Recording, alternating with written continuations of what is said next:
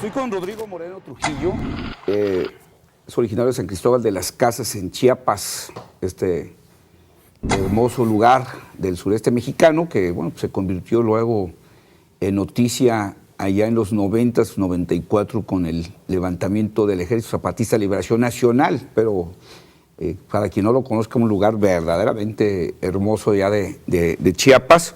Y bueno, él se encuentra ahora viviendo en Guadalajara, es parte del Tribunal Electoral aquí en Jalisco.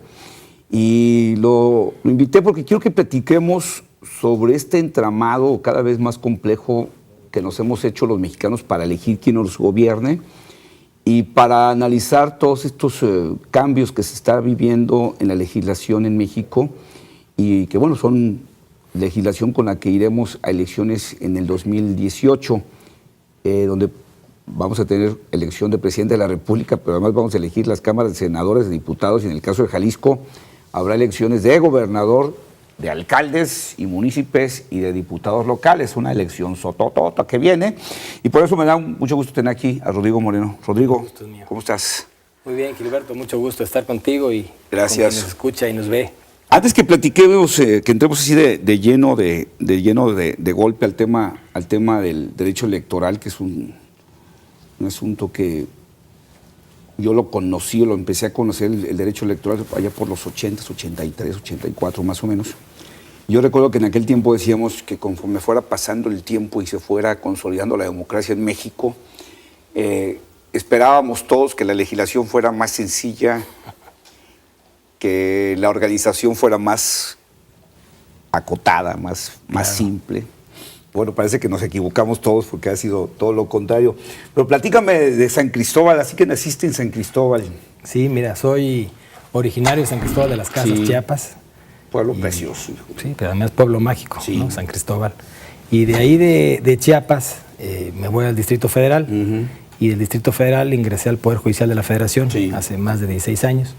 Y posteriormente al Tribunal Electoral del Estado de Jalisco, hoy en día del Estado de Jalisco. Sí. Tengo el privilegio de ser magistrado hoy en día, ahí, designado por el Senado de la República. Sí, que ahora te tocó, y de eso vamos a platicar un poquito más adelante, pues esta nueva legislación donde ya los tribunales ya no se decidieron en los congresos estatales, sino así que ya precisamente se eligieron por el Senado, ¿no? El tema del derecho electoral creo que es un tema demasiado árido para el común de la gente. Creo que en algún momento se necesitaban especialistas en derecho electoral y en algunos casos los partidos fueron preparando especialistas, las instituciones no se diga, pero ahora parece ser que es muy difícil ser especialista en derecho electoral. Muy complejo. Porque es enorme la legislación, no me refiero únicamente a la parte constitucional de la ley, que es extensísima, sino que ahora hay reglamentos y resoluciones de tribunales que hay que considerar. ¿Por qué se ha complicado tanto el derecho electoral desde tu punto de vista, Rodrigo? Mira, Gilberto, déjame platicarte, hacerte una pequeña retrospectiva de por qué estamos en este momento parados aquí. Mira, hace 30 años, más o menos, sacando números redondos, los colegios electorales resolvían los conflictos electorales. Y la Secretaría de Gobernación era la encargada, pues, de organizar el propio proceso electoral. Que ahorita se los hace así como irreal, como absurdo, pero pasó en este país y no hace mucho. Estamos hablando de hace 30 pico de años. Exactamente. Donde lo que dice el secretario de Gobernación era el que presidía el órgano electoral. Es correcto. El hoy INE, pues imaginémonos que el secretario Osorio Chong es el presidente del Instituto Electoral. Exactamente. Pero luego la otra parte que tú dices, bueno, cuando terminaba la elección, cualquier inconformidad que había en los partidos, en el caso de los diputados, lo resolvían los propios diputados exactamente, electos. Los diputados electos en colegio electoral, claro. Una cosa, y bueno, obviamente lo resolvían por mayoría de votos, no por convencimiento jurídico. Es como se dan la vida de los colegios electorales. Posteriormente, en el 86, se crea lo que es el famoso TRICOEL, el Tribunal Contencioso Electoral, si puedes ver años, muy pocos años después, con magistrados que no tenían resolución, no tenían una formación, especialización en la materia, o sus determinaciones no eran definitivas e inatacables, eran como recomendaciones a aquellos colegios electorales. Así es. Y posteriormente, en 1990, se crea el primer código electoral, el famoso COFIPE, y el famoso TRIFE, Tribunal Federal Electoral, y entonces ya el otrora IFE, Instituto Federal Electoral, hoy en día INE. Sí. Posteriormente, en 96, ya en 96, con la fusión que se hace del Tribunal Electoral, del famoso TRIFE, con el Poder Judicial de la Federación, la gran reforma deriva en crear el Consejo de la Judicatura Federal, fusionar al TRIFE con el Poder Judicial de la Federación, ahora el nombre de Tribunal Electoral del Poder Judicial de la Federación, crear el Consejo de la Judicatura Federal y reducir de 22 ministros a 11. Esa fue una de las grandes reformas en materia, en la gran materia electoral, por así decirlo. Sí, porque de alguna manera, por llamar de alguna forma, el TRIFE tenía como una cierta autonomía, no obstante que era un tribunal, y había que regresarlo, pues digamos, a la casa donde originalmente debió haber estado, que era el Poder Judicial de la Federación. La idea fue esa, sí. Fue en el periodo del presidente Ernesto Zedillo, sí. Fue precisamente tratar de legitimar aún más las resoluciones del propio tribunal. De ahí entonces el espíritu de formar, de amalgamar al Tribunal Electoral Federal con el Poder Judicial de la Federación. Y de ahí, si tú recuerdas bien, las salas regionales, en ese entonces era sala central, ahora es sala superior, eran 5 salas, pero no eran permanentes, eran temporales. Abrían un año, 10 meses, y cerraban 2 años. Y todo se concentraba en la sala superior. Sí. Hoy en día, a partir de la reforma de 13 de noviembre de 2007, las salas regionales y la sala superior son salas permanentes, cada una en la circunscripción plurinominal del país, en Guadalajara, en Monterrey, Distrito Federal, Toluca y Jalapa, ¿no? Cada una ahorita la de Guadalajara pues está tocando resolver temas de las elecciones en Sinaloa y en Chihuahua, ¿no? Sí, es algo, mira, por ejemplo, ya que tocas la Sala Regional Guadalajara, la Sala Regional Guadalajara atiende al 43% del territorio nacional, más o menos 20 millones de ciudadanos y 8 estados del país. Durango, Sinaloa, Nayarit, Jalisco, las 2 Bajas, son la capacidad que tiene la Sala Regional Guadalajara para atender problemas desde una credencial para votar hasta un juicio de inconformidad. Sí.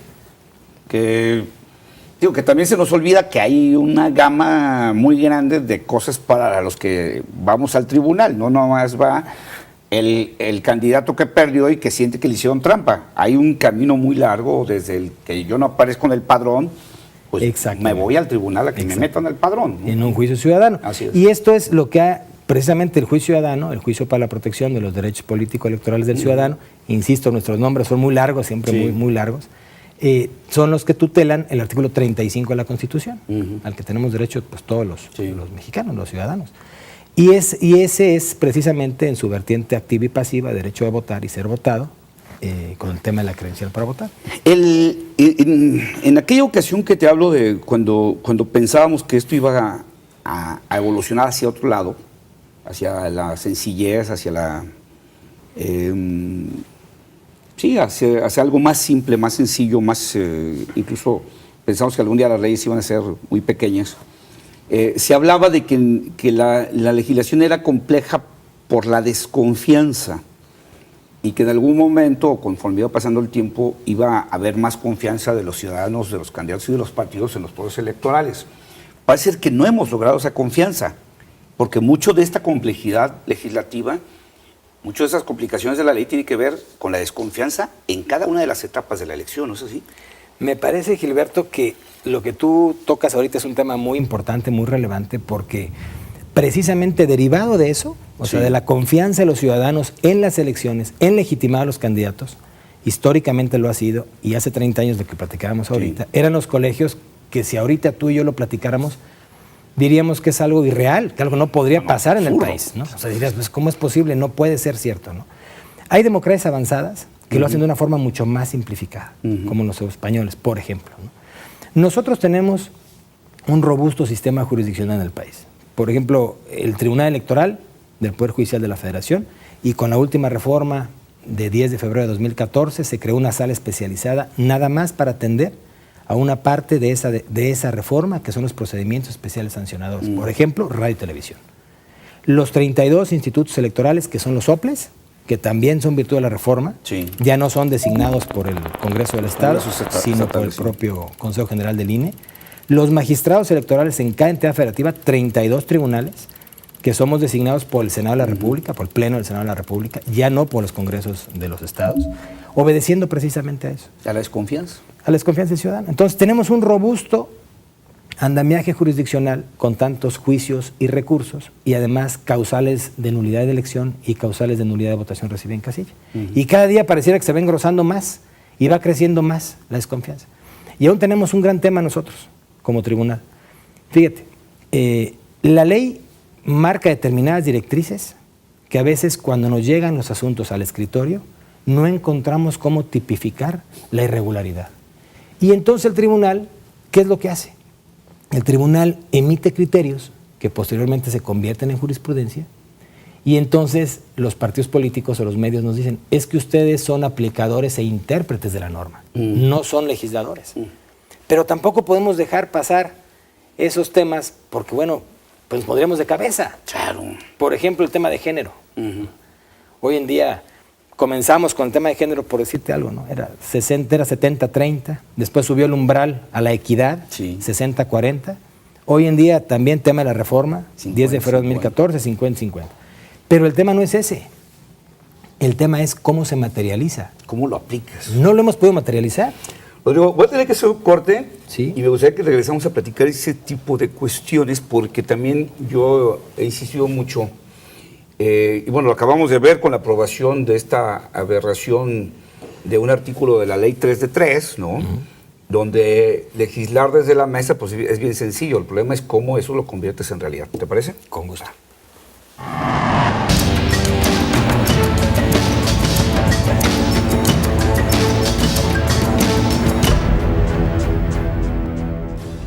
La Secretaría de Cultura de Jalisco invita a músicos y compositores de todo el país a participar con su obra inédita por el Premio Nacional de Composición Orquestal 2016. Consulta la convocatoria completa en cultura.jalisco.gov.mx. Tienes hasta el 25 de agosto. Gobierno de Jalisco. Ver crecer a un niño es emocionante, pero los adultos también crecen, ¿eh? Y la primera forma en que lo hacen es con educación. Por eso, el gobierno del presidente de la República decidió acelerar el paso. El ritmo con el que hoy se entregan certificados de primaria y secundaria para adultos es el doble al de cualquier otra administración. Con esto, se convertirá en el gobierno que más combate el rezago educativo en la historia de nuestro país. Mover a México, Gobierno de la República. Begoña Lomelí es licenciada en Ciencias de la Comunicación, locutora y conductora. No sabe estar en paz. Se mueve entre temas como la ecología, los animales, la política desde la óptica del ciudadano, hasta contenidos infantiles que apuestan por la inteligencia de niños y adultos. Es fan del aprendizaje, de los datos inútiles que abren conocimiento y de los temas incomprendidos que invitan a la crítica y a la reflexión.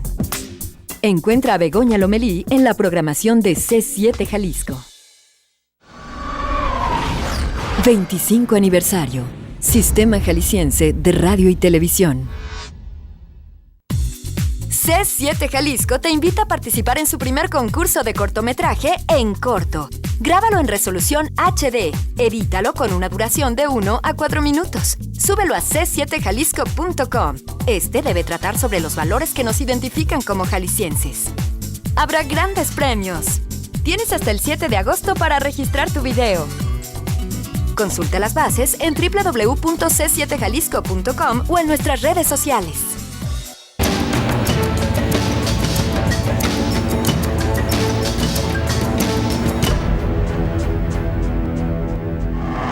Sigo con Rodrigo Moreno, es doctor en Derecho. Sí. ¿Por dónde? ¿Qué universidad? El Instituto Internacional del Estado del Derecho. Ah, perfecto. Doctor en Derecho y bueno, es parte del, es magistrado, es integrante del Tribunal Electoral del Estado de Jalisco. Decía, yo creo que tenemos varios problemas en términos legales en México. Primero, creo que uno de los grandes problemas que hemos tenido es que se legisla en México siempre pensando en la elección pasada. Correcto. No en las elecciones que vienen, ¿no? Y depende de quién se queje, quién patalee en la elección anterior, hacemos cambios, pero nunca pensamos en consolidar un régimen de largo plazo en materia electoral y si algo falla, lo quitamos, ¿no? Correcto. legislamos cosas a veces que, y cuando me refiero a legislamos, no porque no solo lo hagamos, digo, como los diputados y los senadores lo hacen, que de pronto a la hora de instrumentarlo, de volverlo realidad, es muy complicado, como este asunto que platicábamos de la equidad de género. La mitad tienen que ser mujeres y la mitad tienen que ser hombres. Pero a la hora de convertirlo en una realidad, a los partidos se les ha convertido en un dolor de cabeza, ¿no? Es correcto. Y bueno, ustedes tienen al final de cuentas que, sin ser legisladores, como te dicen o como les instruyen, pues arreglar las cosas a pesar de las deficiencias legislativas, ¿no? Como en este caso, ¿cómo estamos en el tema de esta equidad? ¿Se ha logrado, se va a poder lograr llegar en el 18 realmente a una equidad? Mira, déjame decirte que efectivamente, como lo planteas, ya hoy en día ya migramos a hablar de equidad a paridad. Sí. Entonces estamos en un 50%, sí. ¿no? 50. Y la idea es 50% candidatos hombres en las listas, 50% candidatos mujeres. Pero ¿qué pasa? Esto es en la verticalidad, ¿no? Presidente, cabeza, presidente municipal, hombre, mujer, hombre, mujer, hombre, mujer. ¿Y con sus suplentes? Con sus suplentes. Porque también sacamos un criterio donde determinamos en el Tribunal Electoral que la fórmula deberá ser, para que no pasara lo que pasó con esas famosas Juanitas. Las Juanitas. En el juicio ciudadano de 12.624. Pasaba que estaba el hombre, la mujer de propietaria para cumplir en el tema administrativo, el hombre era el suplente, llegaba, ganaba la elección, pedía licencia y subía el hombre. Entonces, una simulación espantosa, cínica. Formalmente, la integración del órgano, la integración de la Cámara, pues se descompensaba y los porcentajes ya no daban.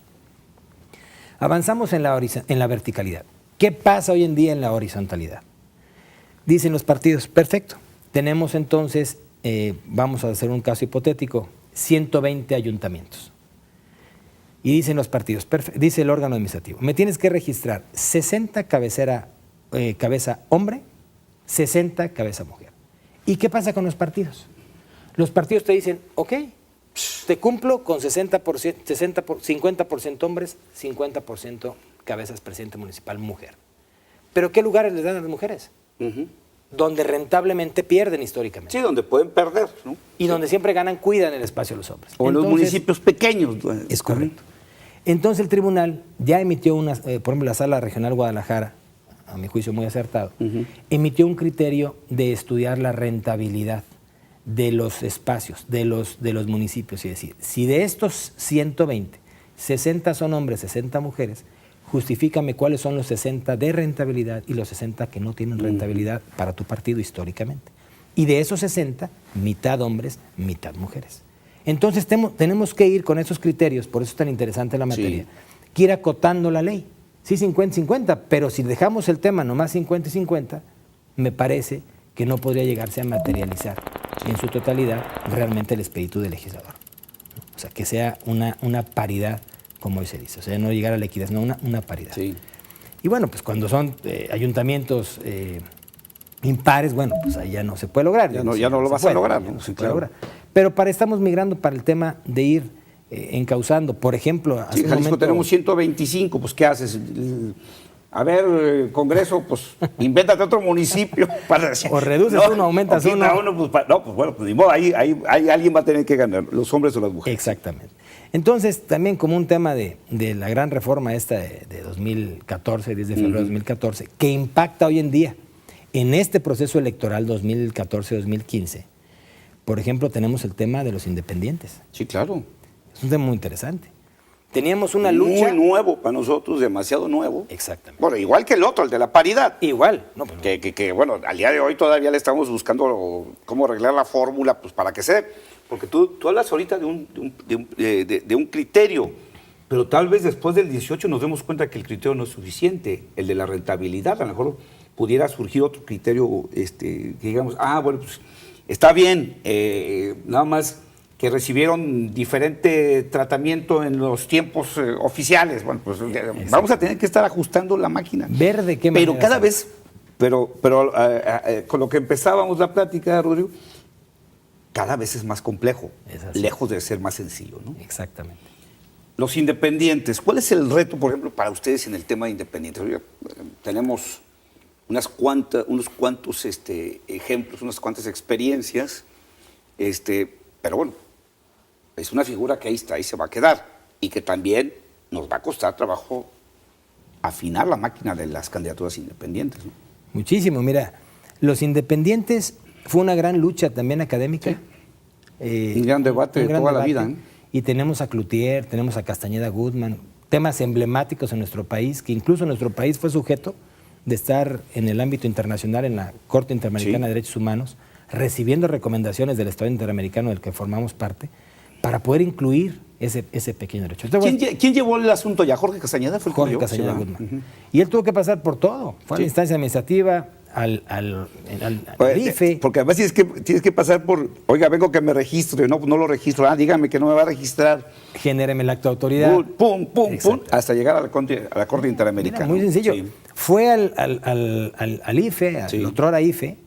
Después fue al juzgado de distrito por un amparo, para ampararlo, y ahí hay un artículo, un famoso artículo 73, fracción séptima, si no mal recuerdo, hoy en día también reformado, porque los mexicanos todos reformamos, hoy en día es el 61, fracción cuarta y 15, respectivamente, de la propia ley de amparo, que dice que el amparo no procede en materia electoral. Se fue a la Sala Superior, que es el órgano con determinaciones definitivas e inatacables, especializado en la materia, en ese entonces, en 2007, en ese paradigma que existía, y le dijeron que no podían estudiarle el tema, porque no podía entrar a un tema de estudio de constitucionalidad, cosa que hoy en día ya se puede. Sí, porque era de esas aberraciones también que teníamos. Exactamente. Que te sacaban temas de la materia del amparo como si no fueran asuntos de protección de garantías constitucionales, ¿no? Exactamente.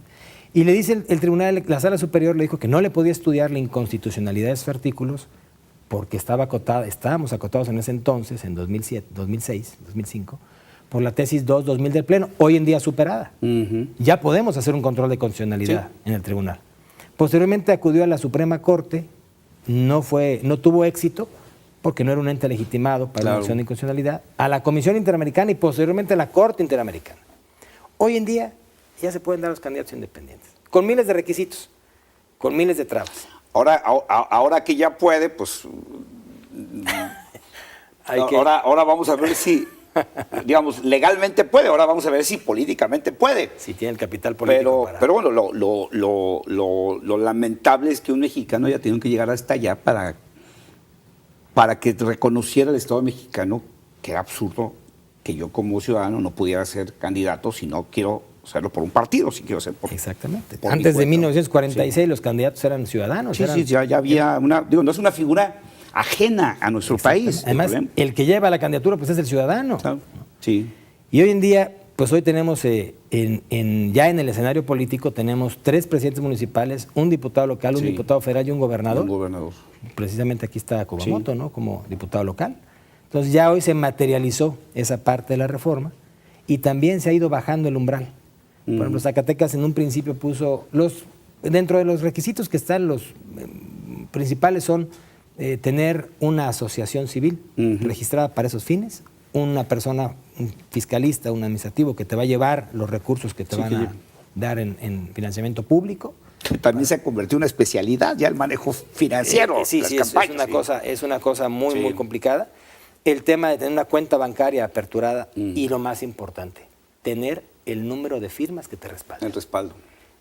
Zacatecas en algún momento presentaba el 5% de firmas de apoyo. Era muchísimo. La Corte dijo que era muchísimo.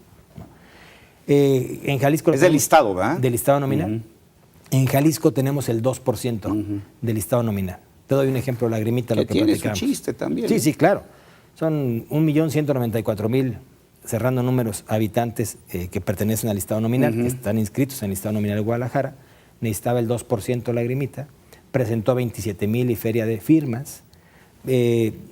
Le validaron 22.000 firmas, le faltaron 5.080 firmas, acudió al tribunal, acudió a la Sala Superior y la Sala Superior le permitió que se registrara pues como una acción en el sentido de apoyar estas candidaturas independientes. Se registró y al final del camino obtuvo 4.600 votos. Sí, que no es una garantía de que... Ni siquiera las firmas que tenía de apoyo. Entonces, sí permitirles a los que cumplen los requisitos, a los que aspiren, y ya veremos si realmente son representantes populares, representantes ciudadanos que, bueno, van a llegar a un espacio, ¿no? Sí. Tengo que hacer un corte, Rodrigo, O sea, ahora que regresemos, hablemos también del tema financiero, que es un tema que se ha complicado y que, bueno, se sancionaba con multa, pero ahora hay la posibilidad de que se anule una elección si se puede demostrar que un candidato excedió el los tope de topes gasto de campaña. ¿Te parece? Con gusto.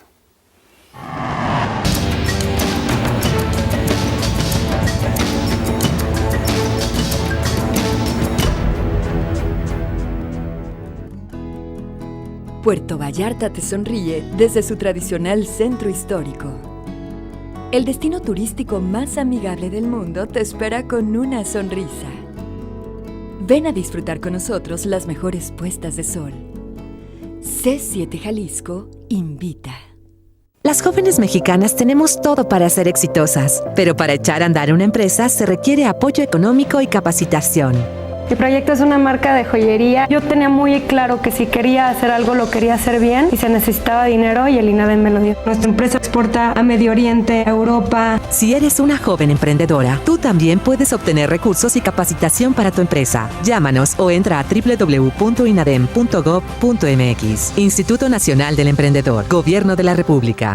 ¿Sabías que 7 de cada 10 mexicanos conocen poco la Constitución? Celebramos 100 años de la Constitución. Te invitamos a conocer más y dar tu opinión sobre ella, sus valores y principios. Participa en la consulta democrática nacional sobre la Constitución mexicana, ingresando a la página www.consultasenado.mx. Si todos cambiamos, México cambia. Centenario de la Constitución.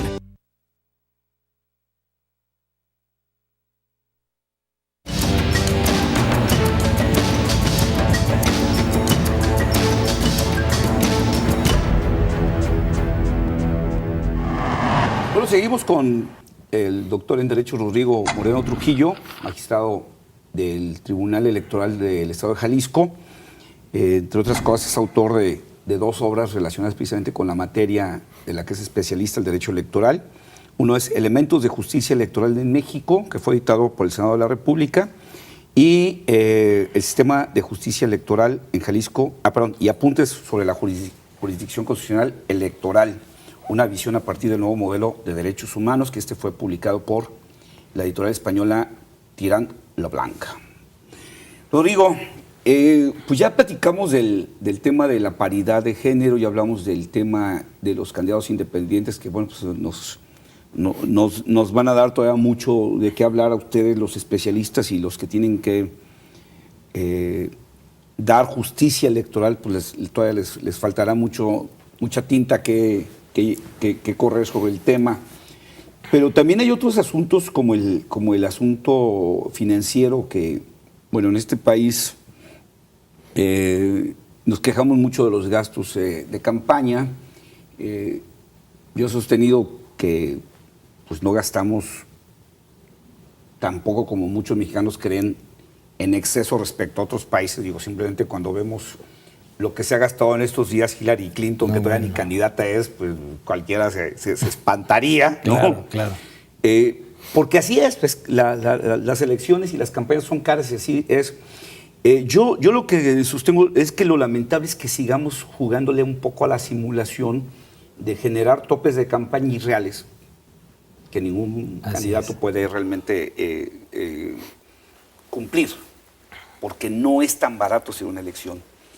Pero el gran riesgo ahora es que se puede perder una elección si hay la comprobación de que gastaste más de lo que te pusieron de tope. Es correcto. Es un cambio también importante en la legislación, ¿no? Sí, mira, te voy a dar un panorama. Mira, los partidos políticos reciben alrededor de 5,000 millones de pesos al año. El presupuesto del INE hoy en día es más o menos de 18,000 millones de pesos en este proceso electoral. Fueron 18,000 en este año. En este 2016, 18,000 millones de pesos más o menos. En el pasado fueron 15,000 millones de pesos. Los partidos políticos tienen un presupuesto de 5,000 millones de pesos, lo que hace 15 años, hace 12 años, recibían 2,000 millones de pesos. Entonces esto ha incrementado en gran manera. Los tiempos de radio y televisión, que es otro tema que hay que tratar ahorita. Exactamente, ya son asignados, o sea, por el propio Instituto Nacional Electoral hoy en día, desde el IFE, en el 41 de la Constitución están normados. Y bueno, ¿qué es lo que pasa? Ellos les dicen, no puedes contratar y virtud de reforma también, y criterios en el tribunal, no podrás contratar ni adquirir tiempos de radio y televisión por fuera, ¿no? Entonces, son los únicamente asignados. Imaginemos una bolsa de 100 pesos. 70 pesos son repartidos de forma proporcional a la fuerza de cada partido político, de cada partido, como ha representado su fuerza electoral. Considerando la última elección. Considerando la última elección, y el 30% de manera igualitaria. Igualitaria a los partidos políticos y hoy en día a los candidatos independientes. Así es. Y teníamos un gran tema, vamos suponiendo sin conceder. Para Guadalajara, en este proceso electoral, hubo un candidato independiente. Pues si hubo un candidato independiente, como ejemplo, pues no se le puede dar más del 50% del financiamiento público, de ese pedacito que le toca. Ya el tribunal ha dicho, bueno, es que es muy poquito el tope de gasto, lo que tú bien dices, es muy poquito el gasto de campaña. ¿Qué va a hacer con ese dinero? No puede moverse, no tiene margen de maniobra. Y entonces eso mismo permite precisamente lo que tú dices. La simulación. Que empiecen a simular. La doble contabilidad, el manejar efectivo. Exactamente. Entonces, son cosas que al final del camino la ley no puede atajar de frente. Que se sigue burlando de cierta manera la ley y que al final, el fin último, pues no se logra. Entonces, el tribunal, a eso me refiero. También en temas de independientes hemos tratado de ir encauzando, esos son los criterios que lleva el tribunal. Y bueno, el financiamiento para los partidos políticos, te insisto, hoy más o menos es de 5,000 millones de pesos, y se agregan en esta reforma de 10 de febrero de 2014, se suman a las causas de nulidad de votación recibida en casilla y votación de nulidad de elección, unas causas importantes. No rebases el tope de gasto de campaña en un 5%. Pero además que la diferencia entre el primero y segundo lugar sea mayor al 5%. Entonces, eso es la determinancia.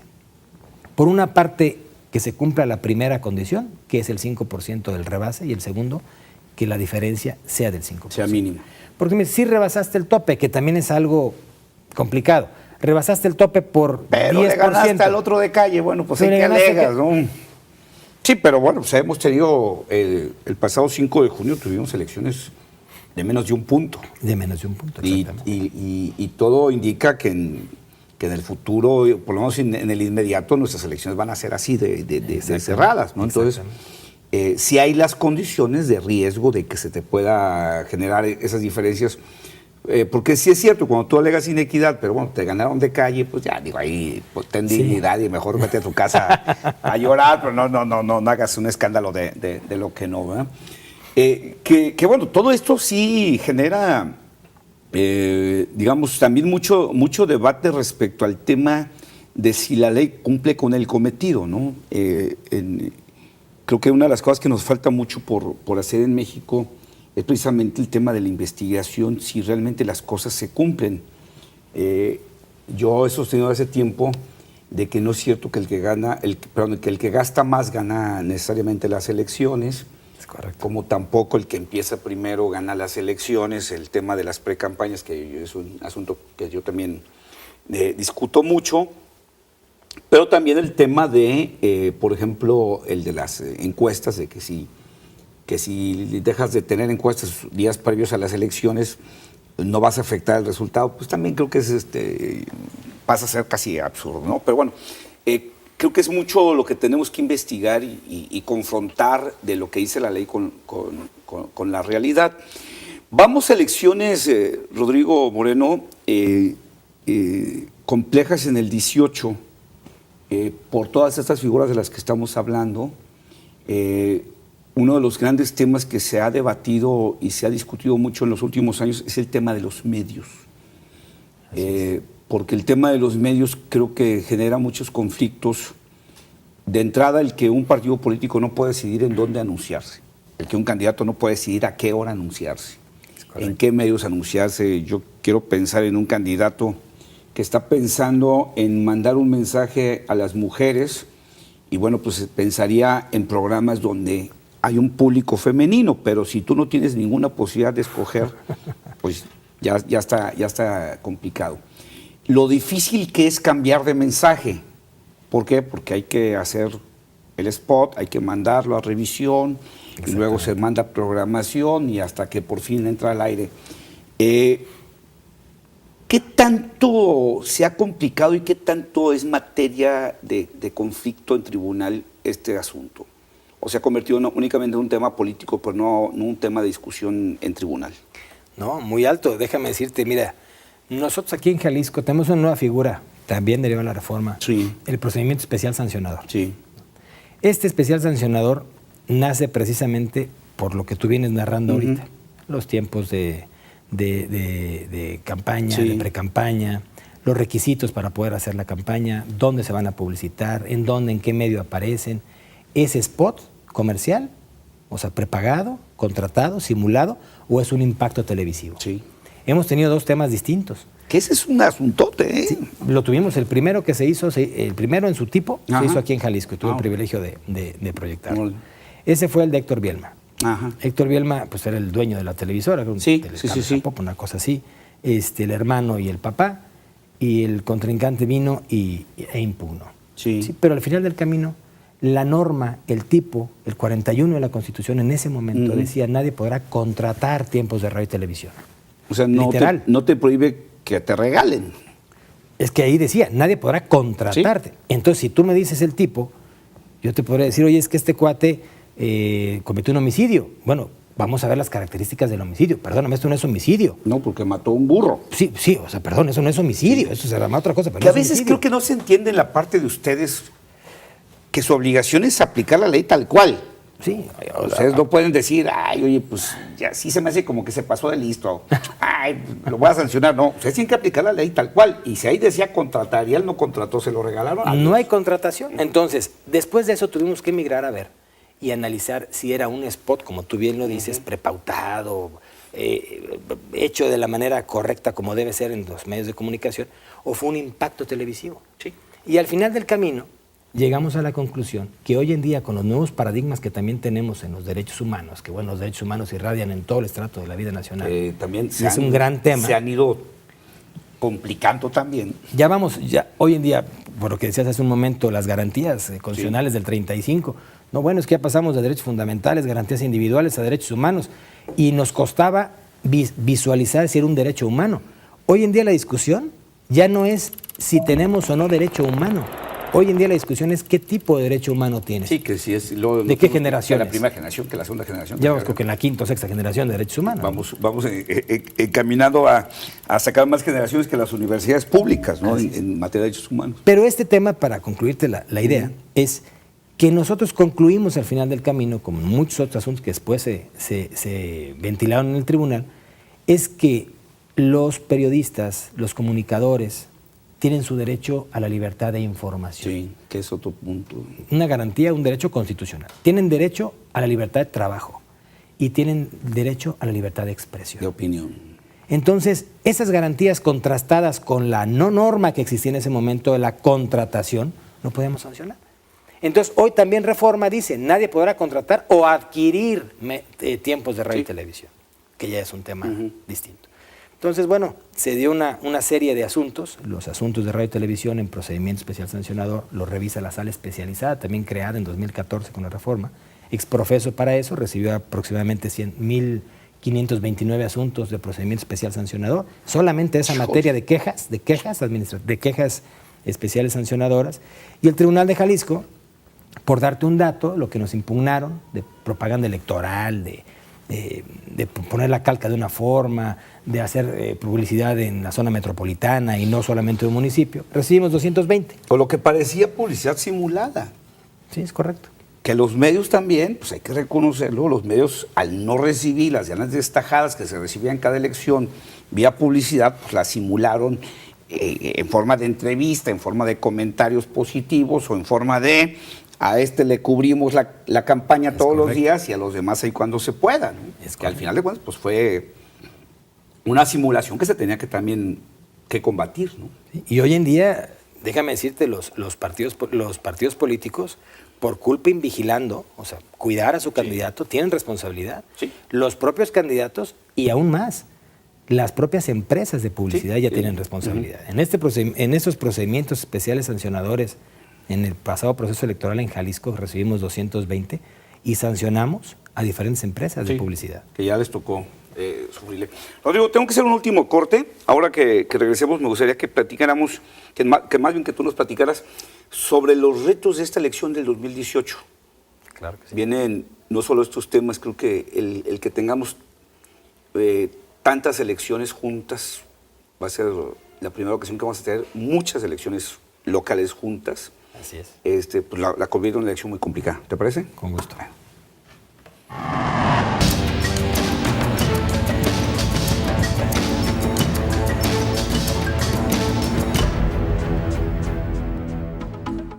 Una mirada a través de tus sentidos. Participa en el segundo concurso de cortometraje, fotografía, ensayo y dibujo sobre asistencia social. Premio Juan I. Menchaca. Tienes hasta el 30 de junio para registrar tu material. Más informes en hijas.mx o al 3819-5322. Más de 230,000 pesos en premios y la exhibición de tu material. Hijas, C7 Jalisco, Canal 44, Radio Universidad de Guadalajara invitan. Jalisco está cambiando. Gobierno de Jalisco. Entrevistas a profundidad con los personajes que dan vida al ámbito político, social, deportivo y cultural de nuestro estado. Presunto responsable. Lunes y viernes, 7 de la noche. C7 Noticias. Muchísimas felicidades por estos 25 años al sistema jalisciense. Felicidades a todo este equipazo y muchas gracias, don Alberto Mora, por el siempre apoyo aquí a su amiga Paloma del Río. Vamos por otros más. Felicidades. 25 aniversario. Sistema Jalisciense de Radio y Televisión.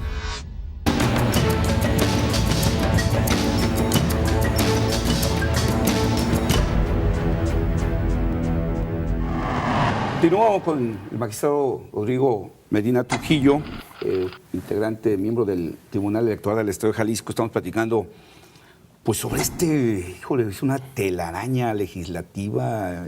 Yo te decía al inicio del programa, yo recuerdo cuando empezaba a ver abogados en los partidos especialistas en derecho electoral, pero ahora no sé si un profesional del derecho en los partidos pueda abarcar tantos temas, porque platicábamos ahorita, pues el tema de la equidad es un asunto, el tema de los medios es un asunto, el tema financiero es un asunto, el tema ya, el simple tema de irte al tribunal, pues requiere pericia muy diferente a la que puede tener un abogado común y corriente. O sea, se ha ido complicando mucho, o sea, ahora yo creo que va a haber especialistas en todo, ¿no? La elección del 2018, ¿cómo lo ves en términos de complejidad legislativa, en términos de comprensión para el ciudadano? Porque también creo que ese va a ser un problema, que el ciudadano pueda entender si el proceso, porque el proceso electoral va a ser muy diferente del que tuvimos hace 6 años. Sí. Vamos a tener reelección, que va a ser otro asunto totote. Exactamente. Porque la reelección necesariamente pasa por los partidos. No es que si yo soy presidente municipal hoy simplemente digo, quiero repetir y ya, tengo que ganar el proceso en mi partido, necesariamente. Y bueno, para los partidos es un reto importante y para ustedes seguramente les llegarán a la mesa del tribunal muchos asuntos donde alguien que se quiere reelegir se sienta dañado por el proceso interno de su partido, o alguien que quiera competir con el que se quiere reelegir se sienta golpeado por un asunto de equidad en la contienda. ¿Tú cómo ves el proceso desde el punto de vista tuyo como magistrado y que te va a tocar resolver un montón de asuntos? Pues mira, sin duda, un montón de asuntos. Muy, muy complejo desde la óptica de todas estas herramientas que se tienen hoy en día. El rebase tope de gastos de campaña, la fiscalización, el famoso prorrateo, los independientes. Que la guerra sucia. Que ahora ya no hay denigración, ya no hay denigrar, ahora ya hay calumnia nada más. Sí. O sea, poder encuadrar el tema de la calumnia en los procedimientos especiales sancionadores, los tiempos de radio y televisión, el tema de los independientes, el tema de género, cómo poder hacer la horizontalidad, o sea, vertical y horizontal, tener el tema de las mujeres participando en cabezas, ¿no?, de candidaturas a presidentes municipales. Bueno, el propio presidente municipal que se quiera reelegir y el diputado que se quiera reelegir, ¿cómo equilibras su función con el contrincante, ¿no? Porque yo no creo, me parece como ciudadano te diría, no creo que haya un presidente municipal que no busque la reelección. No. No digo, pues todos van a querer estar en la reelección, ¿no? Salvo los que quieran ser candidatos a gobernador, todos van a querer buscar la reelección. Correcto, sí, me parece que todos los que quieran ir a la gubernatura la buscarán, que serán los menos, me parece algo lógico, pero muchos ya tienen un nicho de oportunidad porque ya han construido 3 años. Claro. Y si lo han entendido bien, hoy en día se podrán reelegir presidentes municipales y diputados locales nada más, no diputados federales. No les toca hasta 2018, los electos en 2018. Pero ¿qué es lo que pasa? Que la idea precisamente, Gilberto, de la reelección fue precisamente eso, profesionalizar la función. Y no decir, el primer año empiezo a entenderle cómo está, el segundo ya lo sé bien y el tercero estoy pensando a dónde me voy. Entonces no, tratar de ir consolidando las políticas públicas que implementan en sus planes de gobierno, sus políticas públicas que van a generar durante los 3 años y durante los periodos que pueden reelegirse. Entonces sí va a ser una contienda complicada. Sí, los partidos políticos van a tener que ver a sus mejores hombres y a sus mejores mujeres para perfilarlos al siguiente proceso electoral. El tema de los independientes, muchos quieren, todos quieren ser independientes. Sí, pues, veremos. Quién sabe después del 5 de junio pasado si los alentó eso o fue un balde de abuelada el resultado. ¿No? Pero yo te diría, yo siempre he compartido que, mira, tenemos en nuestro país 2 cosas muy importantes. Bueno, 3 cosas, yo cerré en 3 cosas muy importantes. Primero, un andamiaje jurisdiccional muy importante, muy vasto. Sí. Tenemos tribunales, institutos, sala superior, salas regionales, o sea, al servicio de los ciudadanos, porque para ellos estamos, para los ciudadanos. También quiero decirte que tenemos un alto costo económico en la democracia. Como te lo acabo de comentar hace un momento, 18,000 millones de pesos el INE, 5,000 millones de pesos para partidos políticos, casi 160 millones de pesos la FEPADE, que solamente ve delitos electorales. Sí. Bueno, estamos hablando de un año relativamente tranquilo. Exactamente. Que vamos encauzándonos al tema de 2018. ¿Qué pasó? Tú acabas de decir algo muy acertado hace un momento. ¿Qué pasó en 2002? Perdóname, en 2000. Fue la transición de un gobierno priista a un panista. Estuvieron 12 años y regresamos otra vez al gobierno priista. No sé qué vaya a pasar y qué retos nos avisore en 2018. Sí. En todas las presidencias municipales, en todos los cargos de elección, gobernadores, presidentes municipales, presidencia de la República. Entonces, ¿cuál es la idea? Si vimos realmente la transformación y la retrospectiva del Tribunal Electoral, cómo ha migrado a lo que hoy somos, los medios de impugnación, tantas reformas, tanto formalmente robusto el sistema electoral, el sistema democrático en nuestro país, también decirte que a mí me parece que lo que debemos abatir es el tema del abstencionismo y no pensar, como dicen los ciudadanos, ¿para qué voto si va a ganar el mismo? No, pues la historia lo ha demostrado. Hemos ido cambiando, los ciudadanos han ido migrando de un color a otro color, de un partido a otro partido, de un candidato a otro candidato. Y eso me parece que la participación ciudadana es lo que no se debe de perder. Sí. Es lo que debe de impulsar para seguir construyendo nuestra democracia en México. Porque tenemos otro riesgo que obviamente pues, no depende ni del tribunal, ni de la ley, ni de nadie, que es el tema de la violencia, que ahí anda circulando el fantasma de la violencia y que bueno, también es algo que puede generar 2 reacciones en la ciudadanía, o el de salir a votar masivamente para romper con ese fantasma, o el de asustarse y quedarse en su casa y debilitar aún más el tema del resultado de las elecciones, que ha generado, entre otras cosas, la inquietud de algunos mexicanos de pensar en una segunda vuelta para legitimar, precisamente por los resultados, ¿no? ¿Te preocupa a ti el tema de la violencia como un asunto de ruptura institucional? Mira, la verdad es que hemos tenido... ¿O crees que estamos muy lejos de que se convierta en un problema de impacto realmente digamos, en la expresión de la voluntad ciudadana? Mira, nosotros hemos tratado desde el área jurisdiccional, desde el tema electoral, de mitigar ese tipo de brotes sociales, de brotes de violencia. Por ejemplo, te puedo dar un ejemplo en el tema de Andrés Manuel López Obrador, en aquel momento voto por voto, casilla por casilla. Sí, claro. Quiero 2006. Fue algo inédito. El tribunal no contemplaba recuento de voto por voto y casilla por casilla. La ley no lo contemplaba, la jurisprudencia no lo contemplaba, mas sin embargo se abrió a tratar de hacer nuestra labor y de hacer parte de mitigar el tema.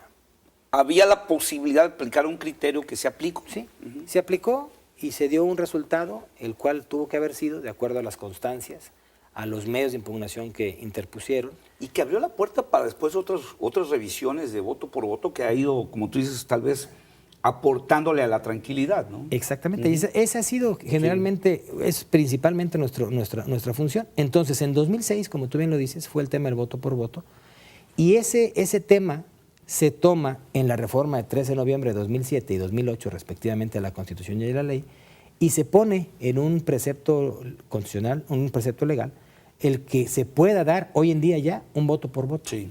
Esa es una diferencia mayor o menor, menor o igual al 1% entre el primer y segundo lugar, y a algunas otras condiciones. Que ya se permite hacer un voto por voto, por tranquilidad de los ciudadanos, por transparencia y principalmente por legitimar al que ganó. Y de alguna manera la anulación de elecciones, como ya sucedió 2 veces en Colima, pues también contribuye un poco a la tranquilidad, ¿no? Digamos, tal vez a quitarle combustible a la irritación social, ¿no? Obviamente aquí el elemento que sigue estando presente en algunas comunidades no tan accesibles, no tan fáciles de acceder, pues a veces es la presión de otro tipo de grupos criminales que tal vez pudieran presionar a la gente para votar o no votar a favor de algo, como se ha hablado en algunas ocasiones. Sobre todo me refiero en zonas de mayor complicación en términos de seguridad, ¿no? Sí. Pues vamos a una elección muy compleja, sin duda, ¿no? La del 18. En el caso de Jalisco tenemos el doble proceso, el federal y el estatal. El local. Se vislumbran elecciones competidas, muy competidas. Y yo creo que para el tribunal representa tal vez el reto de generar una elección donde la mayor parte se vaya tranquila a su casa después de la elección, ¿no? Creo que ese es el gran reto de un proceso de esto, ¿no? Sí. Tú decías, por ejemplo, el caso del 2006, pero en ese caso se hizo el voto por voto, casilla por casilla, pero hay un antecedente de aquella elección que sigue siendo como una mancha en el cerebro, en la memoria colectiva de los mexicanos, la del 88, donde no se permitió hacer ese recuento, ¿no? Sí, ¿no? Y donde se hablaba precisamente de este tema. Luego, te agradezco mucho que nos hayas ayudado a entender este proceso. Creo que es un asunto, insisto, muy complejo, cada vez más complejo. Nos equivocamos quienes en los 80s pensábamos que esto iba a ser algún día más simple y más sencillo. ¿Tú vislumbras ahora, con todo esto que ha pasado, que algún día será más sencillo? ¿O crees que la tendencia en México será a que cada vez la legislación y las elecciones sean más complejas? Mira, yo vislumbro a que si los ciudadanos participan en las elecciones, legitiman a sus candidatos, la verdad es que con la participación ciudadana los márgenes ya no van a ser tan pequeños, diferencia entre primer y segundo lugar. Y eso lo podemos ver cuando las diferencias de candidatos entre primero y segundo lugar son muy altas, ya no van y no impugnan. Sí. La gente se queda tranquila. Sí. Entonces necesitamos candidatos ciudadanos dispuestos a dar políticas públicas que convenzan a los ciudadanos, que realmente cumplan lo que hacen en el gobierno, que sus políticas, sus propuestas realmente se puedan materializar de cara a los ciudadanos y que den buenos resultados. Y con eso creo que no tendrán problema para la reelección y no tendrán problema para tener una legitimación importante donde van a despresurizar el tema de ir a los tribunales. Entre menos asuntos llegan a la mesa de ustedes, quiere decir que vamos avanzando. Rodrigo Moreno Trujillo, magistrado del Tribunal Electoral del Estado de Jalisco, muchas gracias por a ti, ayudarnos a entender en qué estamos metidos y en qué lo vamos a meter para el 18. Muchas gracias. Gracias por todo. Muchas gracias.